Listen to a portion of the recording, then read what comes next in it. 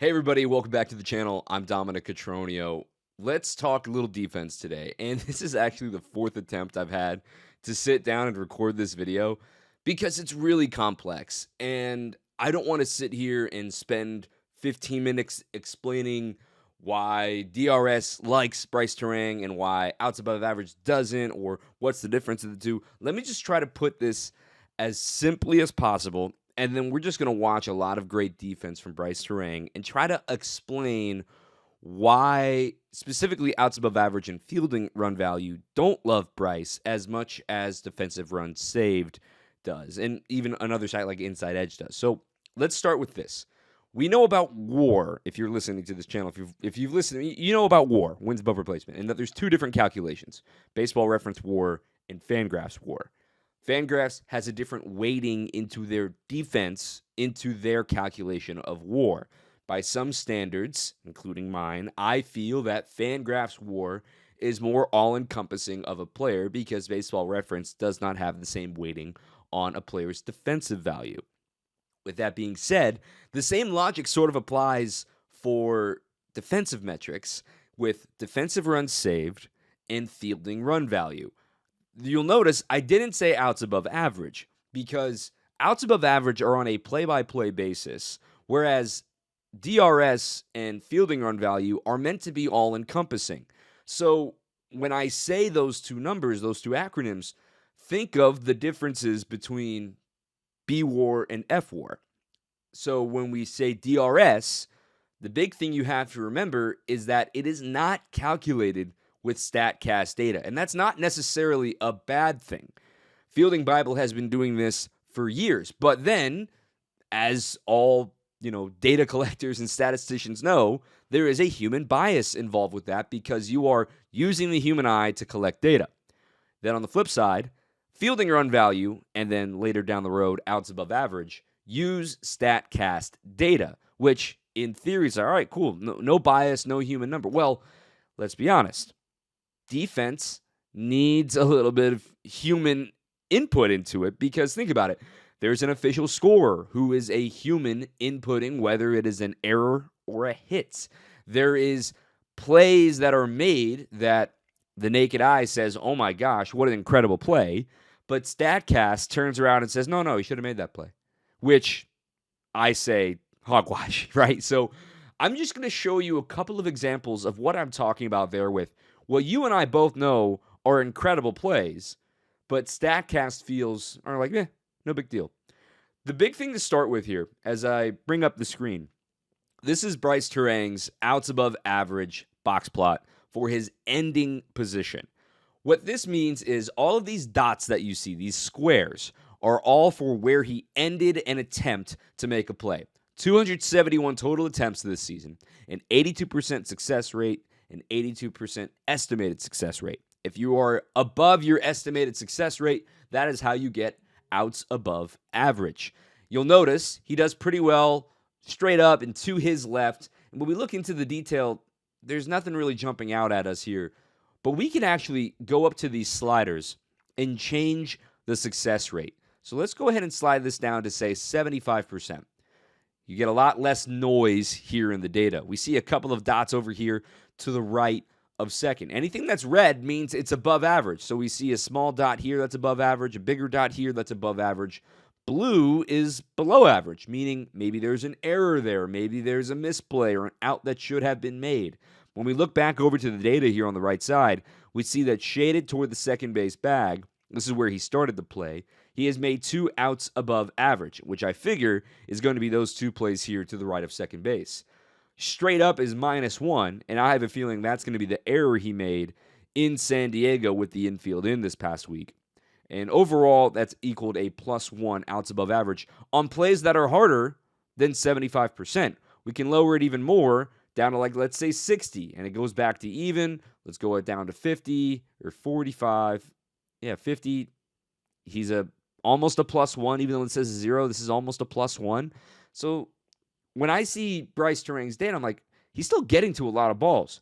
And for instance, let's look at Marcus Semien here. Marcus Semien is leading all second basemen in outs above average. His total roll is a 13. You see a lot there right up the middle and to his right. suggesting that shaded towards second base is where he makes the majority of his plays. And this is the ending position, mind you. But when we toggle this, like I just did with Brice Turang, let's put it down to 70%. He's still an above-average defender. Almost all of his big box plots here, anyway, are up the middle to his right. He's made a couple nice plays to his left, but then we start seeing some white and some blue over here.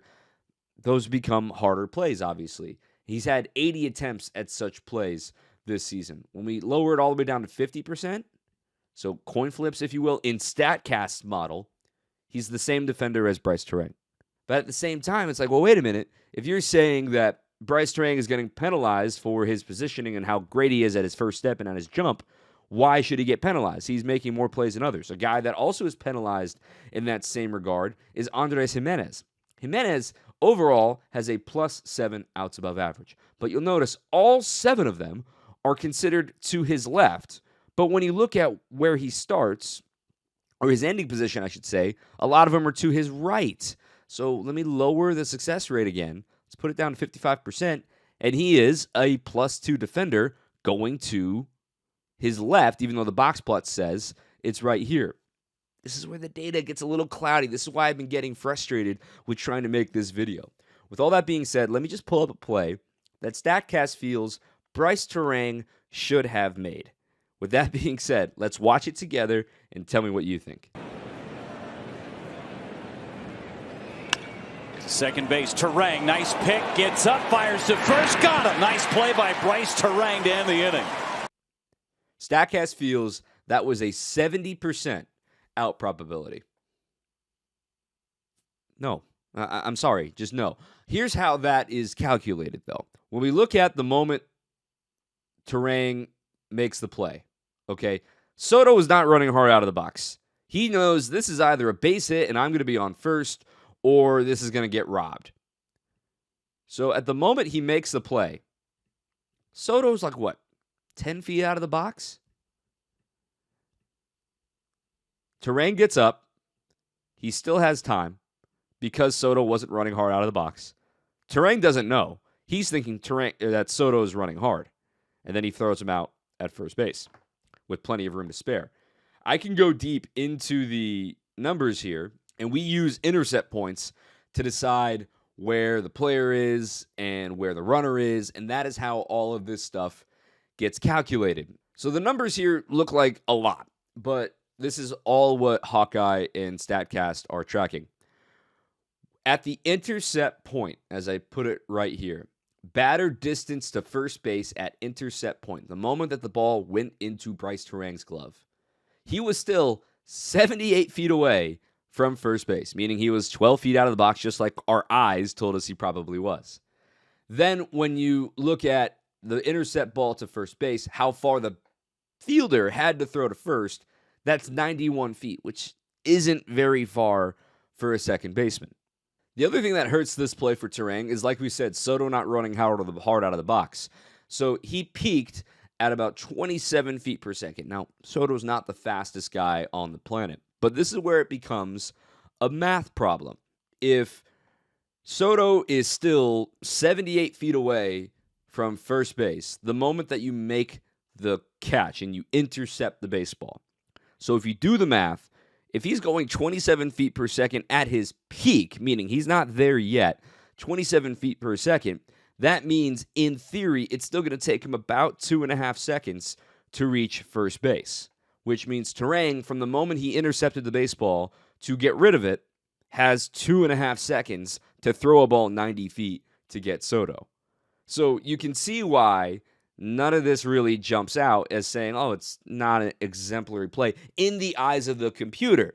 Any baseball person is saying, oh my goodness, what a great play for Brice Turang. How about a play where the runner is actually running hard that I can show you? Let's talk about that next. 2-2 coming to Bader. And he hits one on the ground toward the middle with the diamond. Turang on the backhand, the throw in the dirt. Hoskins digs it out, and they get the... Incredible play. How many times do you see a second baseman go to the left side from the hitter's perspective of second base, make that play from the shortstop side, and throw out a runner? So, again, let's dive into the numbers. Harrison Bader, good runner, 29.7 feet per second on this sprint. when we dive into the more data here, when Brice Turang intercepts that baseball, Bader was 59 feet from first base. So this is a different theory in that, remember, we talked about how Soto was not running hard out of the box. He was only 12 feet up the line. Well, here, Bader, he's already a third of the way there as Turang is trying to throw him out. Turang's throw here is going to be about 110 feet, whereas the last one was about 90 feet. And the other added difficulty of this play is the fact that he's off balance. He's throwing across his body with his weight going toward third base, not going toward first base. And oh, by the way, it's a fast runner. Let's do that math problem again, okay? If you peak at 29.7 feet per second, in theory, you're going to make it up the line in right around 4.5 seconds, especially coming from the right-handed batter's box. Reminder, when you jump out of the batter's box, you're not instantly going 29 feet per second. You're going to build your way back up to get your acceleration point. All of this being said, we actually have the time it takes for Bader to get up the line. It took him 4.36 seconds to get up the line. That's, in theory, shutting it down in the last 10 feet or so once he saw the play was made. So when you have that number in mind, let's just say, let's keep it there, 4.36 time to make the play. It took Brice Turang almost 3 seconds to even get to that baseball because it was so softly hit. 2.7 seconds according to StatCast. So we know it takes 4.36 for Bader to get from home to first. And it took 2.7 seconds for Turang to get to that baseball. That means, quick math, you've got about 1.7 seconds to get rid of the baseball, throwing it 110 feet across your body, weight away from you, over to first base. If you really want to get deep into the math, you can decide, okay, how hard do I need to throw this ball to make sure it gets there in time for this amount of speed? This is why physics are cool, you guys. But all of that being said, all of that is calculated instantly.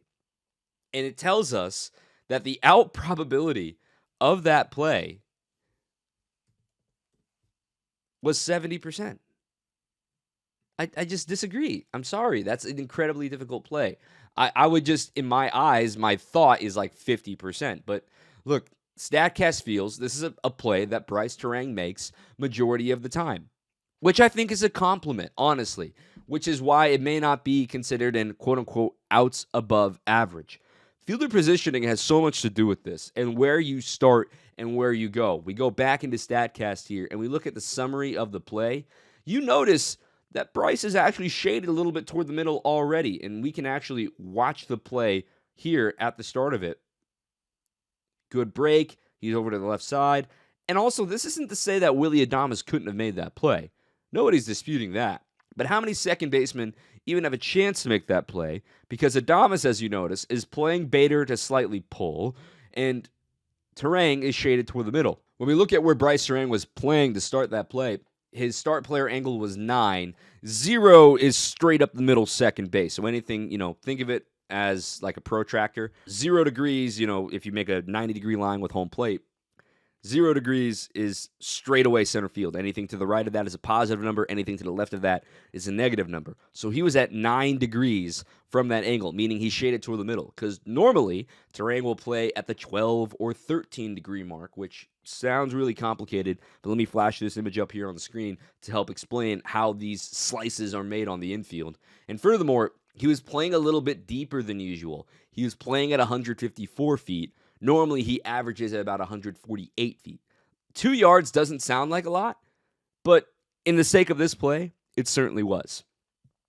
This was a really math-heavy episode, but let me just cleanse your palate, if you will, by watching some great Brice Turang defense, as we say so long. Don't overreact when you see Brice Turang's outs above average being low, because his DRS, which is rated by humans, and I'm not saying StatCast is, the computers are wrong. I'm not saying that. There are different ways to calculate defense. It's very volatile. You can't just use one metric to decide how good a defender is. Brice Turang is still in the top 3 in defensive runs saved among second basemen, and he is league average when it comes to outs above average. Sometimes these things don't make sense, and that's okay. And we're only halfway through the season. There's plenty of time for that sample size to continue to increase for him to prove that he can make some plays that most second basemen just cannot make. So let's watch some great Brice Turang defense. Thank you for watching, and big weekend with the Cubbies starting tonight. Catch me on the postgame show, WTMJ, for all 3 games this weekend. Can't wait. The last home series against Chicago. That'll do it for me. Thank you for watching. Until next time, keep on swinging. Fly ball into the bat. And dropping fast. Oh, my! Brice Turang! What a catch! It's so good. Ground ball. Turang stops it and throws him out. What a play. You got to be kidding me. Boy, he makes everything look so easy. I mean, the hand. Ground ball. Turang. Just in time. Hits the ball sharply, diving, stopped by Turang. They'll get the out at first. The run scores, and the Astros take it. Dugout now. David Stearns is the GM. Oh, what a play by Turang. On the ground, tough play here. Turang throws to second. Did he get the bag? He did. Oh, he's with yours again. Yeah. It's like we never left, right? It's a line shot caught by Turang. Be quiet, Rock. Inning is over. Down on the first for Fernando.